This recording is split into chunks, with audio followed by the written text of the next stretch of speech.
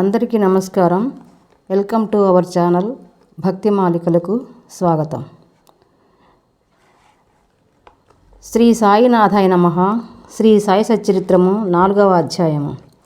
యోగీశ్వరుల కర్తవ్యము, పవిత్ర షిరిడీ క్షేత్రము, సాయిబాబా రూపురేఖలు, గౌలీబువ అభిప్రాయము, విఠలదేవుడు దర్శనమిచ్చుట, భగవంతరావు క్షీరసాగరుని కథ, ప్రయాగ క్షేత్రములో దాసగను స్నానము, బాబా అయోని సంభవుడు, షిరిడీ మొట్టమొదట ప్రవేశించుట, 3 వసతి గృహములు. యోగీశ్వరుల కర్తవ్యము. భగవద్గీత చతుర్థాధ్యాయమున 7-8 శ్లోకములందు శ్రీకృష్ణ పరమాత్ముడు ఇట్లు సెలవిచ్చి ఉన్నారు: ధర్మము నశించినప్పుడు, అధర్మం వృద్ధి పొందినప్పుడు నేను అవతరించెదను. సన్మార్గులను రక్షించుటకు, దుర్మార్గులను శిక్షించుటకు, ధర్మస్థాపన కొరకు యుగ యుగములందు అవతరించెదను. ఇదియే భగవంతుని కర్తవ్య కర్మ. భగవంతుని ప్రతినిధులకు యోగులు, సన్యాసులు అవసరము వచ్చినప్పుడెల్లా అవతరించి ఆ కర్తవ్యమును నిర్వర్తించెదరు.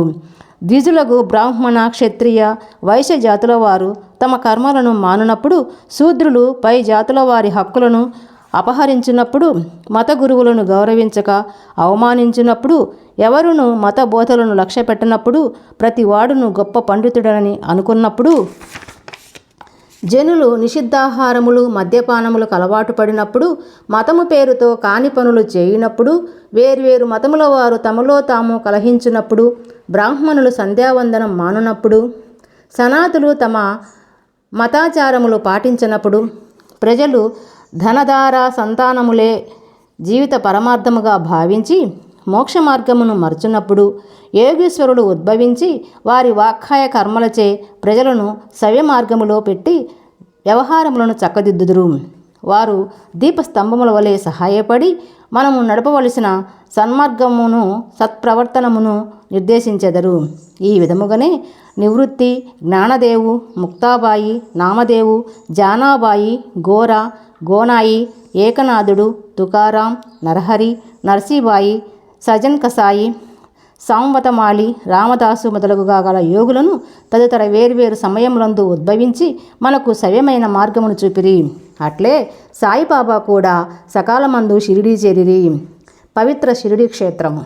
అహ్మద్నగర్ జిల్లాలోని గోదావరి నది ప్రాంతములు చాలా పుణ్యతమములు. ఏలయనా అచ్చట అనేక యోగులు ఉద్భవించిరి, నివసించిరి. అట్టి వారిలో ముఖ్యులు శ్రీ జ్ఞానేశ్వర మహారాజు.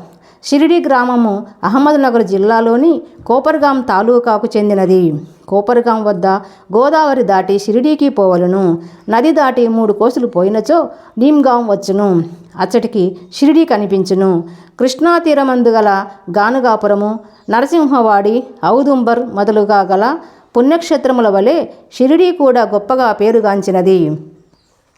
పండరీపురమునకు సమీపమున గల మంగళవేదయందు భక్తుడగు దామాజీ, సజ్జనగడందు సమర్థ రామదాసు, నర్సోబాచివాడియందు శ్రీ నరసింహ సరస్వతి స్వామి వార్లు వర్ధిల్లినట్లే శ్రీ సాయినాథుడు షిరిడీలో వర్ధిల్లి దానిని పవిత్రమునర్చెను. సాయిబాబా రూపురేఖలు.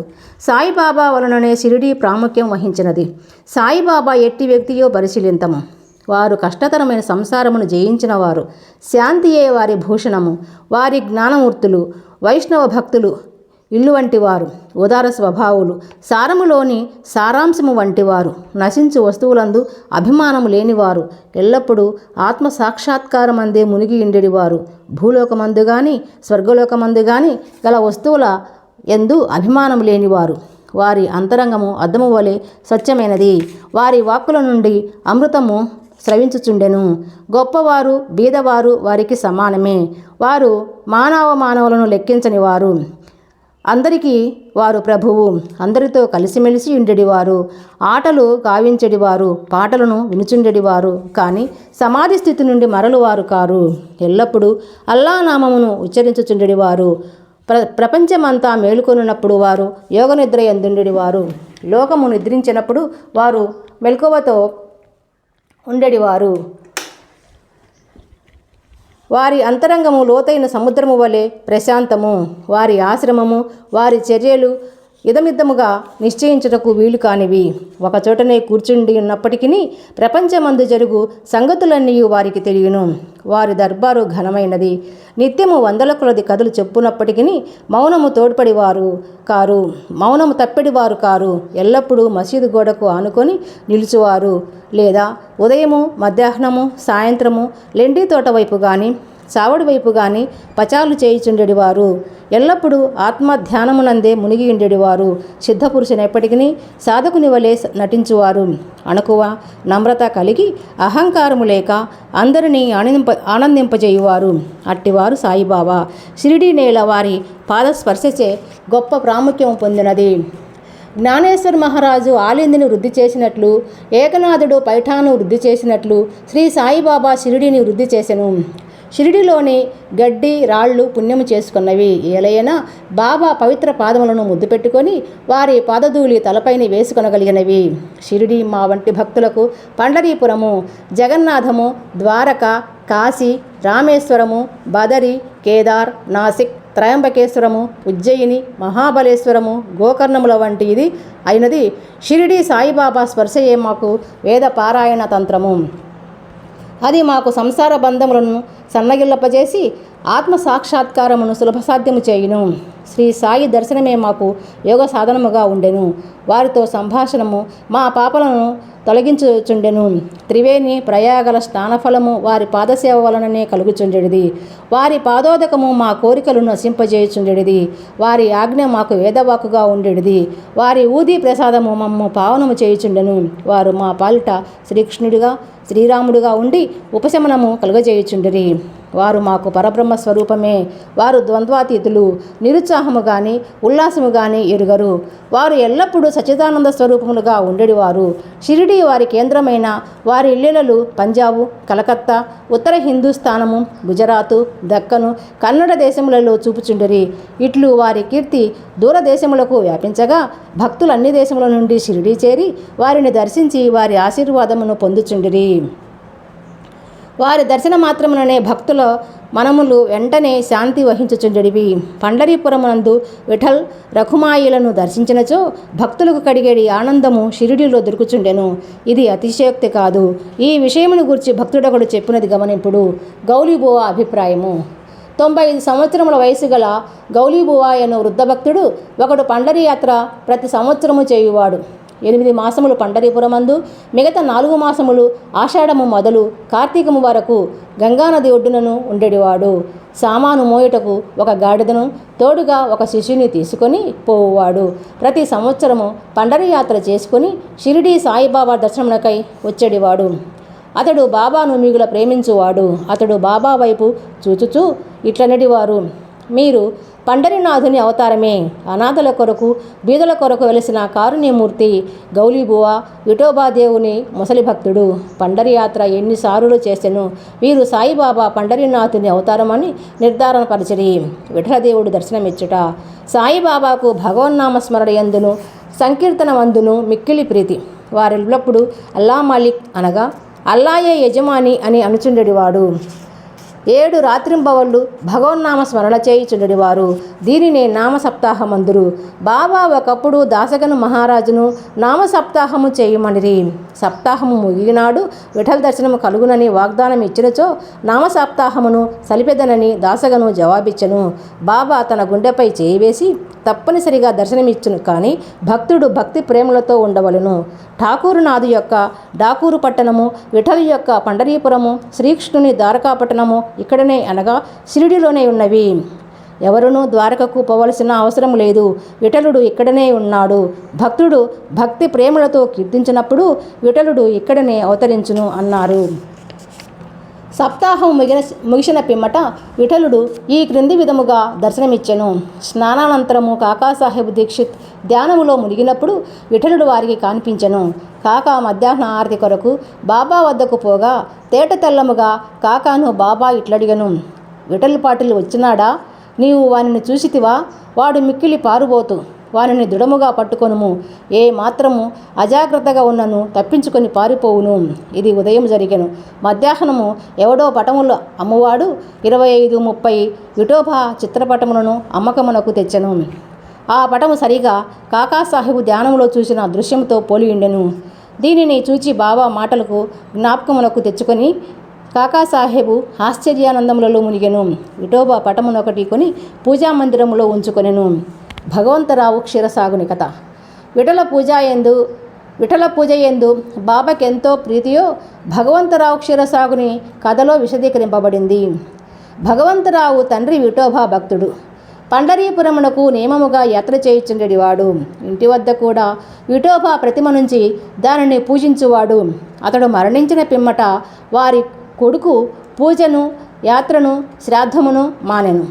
భగవంతరావు షిరిడీ వచ్చినప్పుడు బాబా వాని తండ్రిని జ్ఞప్తి తెచ్చుకొని, వీని తండ్రి నా స్నేహితుడు కాన వీనిని ఇచ్చటకు ఈడ్చుకొని వచ్చి తిని, వీడు నైవేద్యం ఎన్నడూ పెట్టలేదు, కావున నన్నును విఠలుని కూడా ఆకలితో మార్చినాడు, అందుచేత వీనిని ఇక్కడికి తెచ్చి తిని, వీడు చేయునది తప్పని బోధించి చివాట్లు పెట్టి తిరిగి పూజ ప్రారంభించినట్లు చేసేదను అనిరి. ప్రయాగ క్షేత్రంలో దాసగను స్నానము. గంగానది యమునా నది కలి చోటునకు ప్రయాగ అని పేరు. ఇందులో స్నానం ఆచరించిన ప్రతి వానికి గొప్ప పుణ్యము ప్రాప్తించునని హిందువుల నమ్మకం. అందుచేతనే వేల కొలది భక్తులు అప్పుడప్పుడు అచ్చటికి వచ్చి స్నానమాడుదురు. దాసగను కూడా ప్రయాగపోయి అచ్చట సంగమములో స్నానం చేయవలనని మనస్సున తలచెను. బాబా వద్దకేగి అనుమతించమనెను. అందుకు బాబా ఇట్లు జవాబిచ్చెను, అంత దూరం పోవలసిన అవసరమే లేదు, మన ప్రయాగ ఇచ్చటనే కలదు, నా మాటలు విశ్వసింపుము. ఇట్లనున్నంతలో ఆశ్చర్యములన్నింటికంటే ఆశ్చర్యకరమైన వింత జరిగినది. దాసగను మహారాజు బాబా పాదములపై శిరస్సునుంచిన వెంటనే బాబా 2 పాదముల బ్రొటన వ్రేళ్ల నుండి గంగా యమున జలములు కాలువలుగా పారెను. ఈ చమత్కారమును చూచి దాసగను ఆశ్చర్యచకితుడయ్యాడు. భక్త్యావేశాలతో మైమరిచాడు. కన్నులు ఆనందాశ్రువులతో నిండాయి. అతని హృదయంలో ఉప్పొంగిన కవితావేశం శ్రీ సాయిలీలా గానరూపంలో పెళ్ళుబికింది. బాబా అయోభిని సంభుడు షిరిడీ మొట్టమొదట ప్రవేశించుట. సాయిబాబా తల్లిదండ్రులను గూర్చి కానీ, జన్మము గూర్చి కానీ, జన్మస్థానమును గూర్చి కానీ ఎవరికీ ఏమీ తెలియదు. ఎందరో పెక్కుసార్లు ఈ విషయములు కనుగొనుటకు ప్రయత్నించిరి. పలుసార్లు ఈ విషయముగా బాబాను ప్రశ్నించిరి, కానీ ఎట్టి సమాధానము కానీ సమాచారము కానీ పొందకుండిరి. నామదేవు, కబీరు సామాన్య మానవుల వలె జన్మించి ఉండలేదు. ముత్యపు చిప్పలలో చిన్న పాపల వలె లభించిరి. నామదేవుడు భీమారథి నదీ తటమున గోనాయికి కనిపించెను. కబీరు భాగీరథి నదీ తటమున తమాలుకు కనిపించెను. అట్టిదే సాయి జన్మ వృత్తాంతము. భక్తుల కొరకు బాబా 16 ఏళ్ల బాలుడుగా షిరిడీలోని వేప చెట్టు క్రింద అవతరించెను. బాబా అప్పటికే బ్రహ్మజ్ఞానిగా కనిపించెను. బాబా స్వప్నావస్థ యందు అయినను ప్రపంచ వస్తువులను కాంక్షించడివారు కాదు. ఆయన మాయను తన్నెను. ముక్తి బాబా పాదములను సేవించుచుండెను. నానా చోప్దార్ తల్లి మిక్కిలి ముసలిది. ఆమె బాబానిట్లు వర్ణించినది, ఈ చక్కని చురుకైన కుర్రవాడు వేప చెట్టు క్రింద ఆసనములో ఉండెను. శీతోష్ణములను లెక్కింపక అంతటి చిన్న కుర్రవాడు కఠిన తపము ఆచరించుట, సమాధిలో మునుగుట చూచి గ్రామస్తులు ఆశ్చర్యపడిరి. ఆ బాలుడు పగలు ఎవరితో కలిసడివాడు కాదు, రాత్రి అందెవరికీ భయపడివాడు కాడు. చూసిన వారు ఆశ్చర్య నిమగ్నులై ఈ చిన్న కుర్రవాడు ఎక్కడి నుండి వచ్చాడని అడుగసాగిరి. అతని రూపు, ముఖ లక్షణములు చాలా అందముగా ఉండెను. చూచిన వారెల్లరూ ఒక్కసారిగా ముగ్ధులగుచుండిరి. ఆయన ఎవరి ఇంటికి పోకుండెను. ఎల్లప్పుడూ వేప చెట్టు క్రిందనే కూర్చునివాడు. పైకి చిన్న బాలుని వలె కనిపించినప్పటికీ చేతలను బట్టి చూడగా నిజముగా మహానుభావుడే. నిర్వ్యామోహము రూపుదాల్చిన అతని కూర్చి ఎవరికీ ఏమీ తెలియకుండెను. ఒకనాడు ఖండోబా దేవుడొకని ఆవేశించగా ఈ బాలుడెవడై ఉండునని ప్రశ్నించిరి. వాని తల్లిదండ్రులు ఎవరని, ఎచ్చటి నుండి వచ్చినాడని అడిగిరి. ఆ ఖండోబా గణము ఒక స్థలమును చూపి గడ్డపారను తీసుకుని వచ్చి అచ్చట త్రవ్వమనెను. అట్లు త్రవ్వగా అందులో కొన్ని ఇటుకలు, వాని ఎగువ వెడల్పు రాయి ఒకటి కనిపించెను. ఆ బండను తొలగించగా క్రిందనొక సందు కనిపించెను. అచ్చట 4 దీపములు వెలుగుచుండెను. ఆ సొరంగ ద్వారా ముందుకు పోగా అచ్చట ఒక భూగృహము కనిపించెను. అందులో గోముఖ నిర్మాణములు, కర్రబల్లలు, జపమాలలు కనిపించెను. ఈ బాలుడు అచ్చట 12 సంవత్సరములు తపస్సును అభ్యసించనని ఖండోబా చెప్పెను. పిమ్మట కుర్రవాణిని ఈ విషయం ప్రశ్నించగా వారలను మరపించుచు అది తన గురుస్థానమనియు వారి సమాధి అచ్చట కలదు కావున దానిని కాపాడవలననియు చెప్పెను. వెంటనే దానిని ఎప్పటి వలె మూసివేసిరి. అశ్వత్థ ఊదుంబర వృక్షముల వలె ఈ వేప చెట్టును పవిత్రముగా చూచుకొనుచు భావ ప్రేమించువారు మహల్సాపతి తదితర షిరిడీలోని భక్తులు దీనిని బాబా యొక్క గురువుగారి సమాధి స్థానమని భావించి సాష్టాంగ నమస్కారములు చేసెదరు. 3 వసతి గృహములు. వేప చెట్టును దాని చుట్టూను ఉన్న స్థలమును హరివినాయక సాటే అని వాడుకొని సాటేవాడయ్యను ఒక పెద్ద వసతి గృహమును కట్టించను. అప్పట్లో షిరిడీకి పోయిన భక్త మండలికి అది ఒక్కటియే నివాస స్థలము. వేప చెట్టు చుట్టూ ఎత్తుగా అరుగు కట్టిరి, మెట్లు నిర్మించిరి.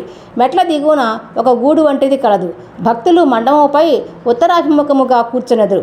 ఎవరిచ్చట గురు శుక్రవారములు ధూపము వేయుదురో వారు బాబా కృప వల్ల సంతోషముతో ఉండెదరు. ఈ వాడ చాలా పురాతనమైనది కావున మరమ్మతులకు సిద్ధముగా ఉండెను. తగిన మార్పులు మరమ్మతులు సంస్థానము వారు చేసిరి. కొన్ని సంవత్సరముల పిమ్మట దీక్షిత్ వాడ అను పేర ఇంకొక వసతి గృహము కట్టబడినది. న్యాయవాది అయిన కాకాసాహెబ్ దీక్షిత్ ఇంగ్లండ్కు పోయెను. అచ్చట రైలు ప్రమాదం నా కాలు కుంటుపడెను. అది ఎంత ప్రయత్నించినను బాగు కాలేదు. తన స్నేహితుడగు నానాసాహెబ్ చందోర్కర్ షిరిడీ సాయిబాబాను దర్శించమని సలహా ఇచ్చెను. 1909 సంవత్సరమున కాకా షిరిడీకి పోయెను. బాబా దర్శన మాత్రమున అమితానంద భరితుడై షిరిడీలో నివసించుటకు నిశ్చయించుకొనెను. కాలు కుంటితనము కన్నా తన మనస్సులోని కుంటితనమును తీసివేయమని బాబాను ప్రార్థించెను. తన కొరకును ఇతర భక్తులకును పనికి వచ్చినట్లు ఒక వాడాను నిర్మించెను. 10/12/1910 ఈ వాడా కట్టుటకు పునాది వేసిరి. ఆనాడే 2 ముఖ్యమైన సంఘటనలు జరిగెను. ఒకటి, దాదాసాహెబ్ కాపర్డేకు తన ఇంటికి పోవుటకు బాబా సమ్మతి దొరికెను. రెండవది, చావడిలో షేజ్ హారతి ప్రారంభమయ్యెను. దీక్షిత్వాడ పూర్తి కాగానే 1911 సంవత్సరంలో శ్రీరామనవమి సమయమందు శాస్త్రోక్తముగా గృహప్రవేశము జరిపిరి. తరువాత కోటీశ్వరుడును నాగపూరు నివాసియునగు బూటి మరి ఒక పెద్ద రాతి మెడను నిర్మించెను.